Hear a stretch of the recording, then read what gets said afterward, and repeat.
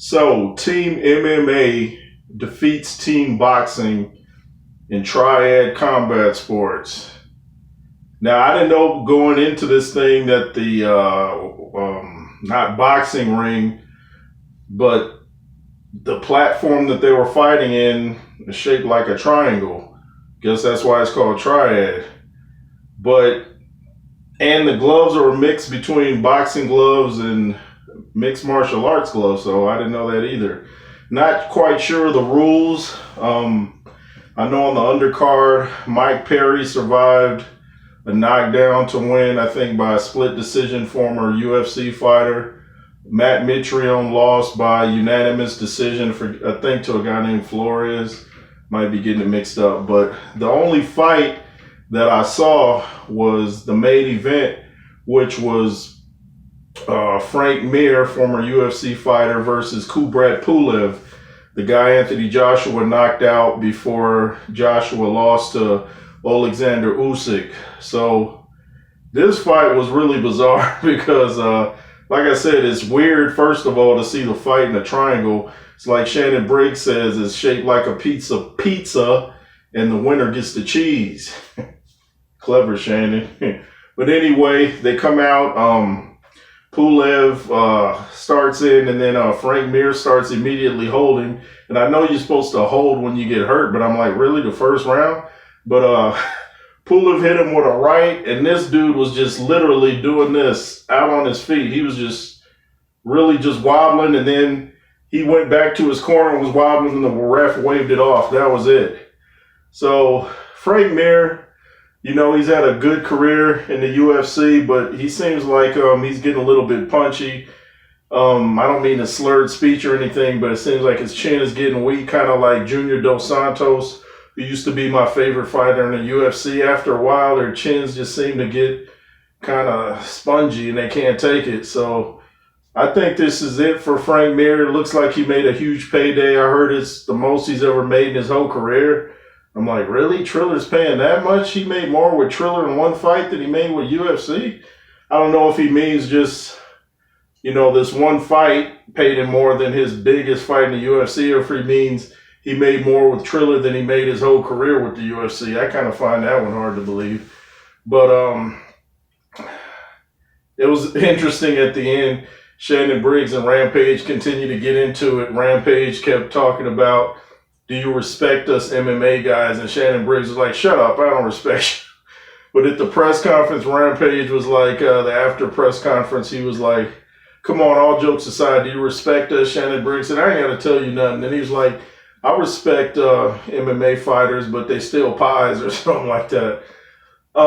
Shannon Briggs and Rampage still want to fight. Rampage said at the end, he still wants to fight Shannon Briggs because he said he got to shut this guy's mouth. He's sick of Shannon's talk and all that let's go champ stuff. He's tired of it.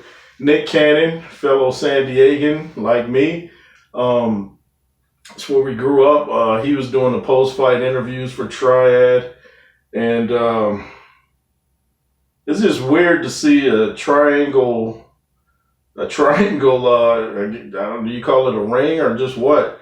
Apparently they have enough money to pay Michael Buffer because he was doing his pre-fight stuff like he usually does for boxing matches. So, yeah, Frank Mir wins, and he does it in the first round. Looks like the rounds are 2 minutes each. It was a 9-round fight, and there's no room for running in this little triangle. Not only is it a triangle, but it's small. So I think they said they wanted to do that to prevent, you know, the boring fights where fighters run around the whole time. Kind of forces you to fight like in a telephone booth. I know this generation's probably like, what's a telephone booth? Everybody's got smartphones or cell phones. Look it up, Google it. But yeah, it was interesting to see Frank Mir get handled so easily. And I wonder if Pulev is going to keep fighting in this or if he's going to go over to keep boxing, because he said this was the future of the sport. And Rampage kept talking, you know, at the end, and Pulev was telling Rampage, he was like, yeah, but boxers are on a whole different level. He's trying to say, like, you guys are good, but we're on a whole different level. What did Creed tell Rocky at the end of Rocky 3? not the director's cut. You fight great, but I'm a great fighter. That's basically what Pulev was saying. It's like MMA guys can fight, but boxers on a whole different level.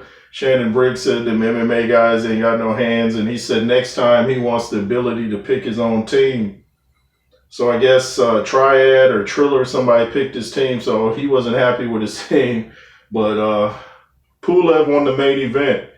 But somehow looked like Rampage was holding the belt at the post-fight press conference. So let me know what you guys thought of the main event. Did you guys see the whole thing? I just saw the main event.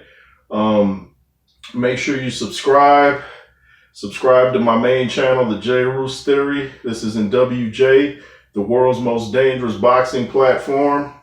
I didn't see the Teofimo Lopez fight, but I saw the post-fight interview, and I saw he got knocked down in the first round, and his face was all busted up by, what's his name, Cambosis or something like that, guy from Australia. And Teofimo was talking about he won the fight, and I was thinking, man, that's winning the fight? He looked pretty beat up. And from what I'm hearing, he didn't win at all. I heard the crowd was for him. At the end of the fight, they, I think, were booing him for saying he thought it was 10-2 in his favor. They're like, I heard the other guy got knocked down, I think, in the 10th, but he pulled it together and just outboxed him. I'm surprised Teofimo lost. Maybe it was too long out of the ring. I don't know. But I might review that. I'm not sure. I mainly talk about heavyweight boxing, but I do like Teofimo Lopez. You know, I heard he had some issues. A lot of people, I think, were questioning his corner, but I don't know. I know I was watching Boxing Wave, and he didn't like the instructions that Teofimo's dad was giving him, like telling him to go knock this guy out. He's like, you know, you got to box, you know, be intelligent about it. Just don't go out there looking for one shot. And when you go out looking for one shot, you usually lose because that one shot doesn't usually happen. Like they say, when you look for the knockout, you usually don't get it. It usually comes from you just putting in work. Anyway, this is N.W.J. Let's make sure this page takes off. Like what? Like a car with the brakes off. Thanks for watching.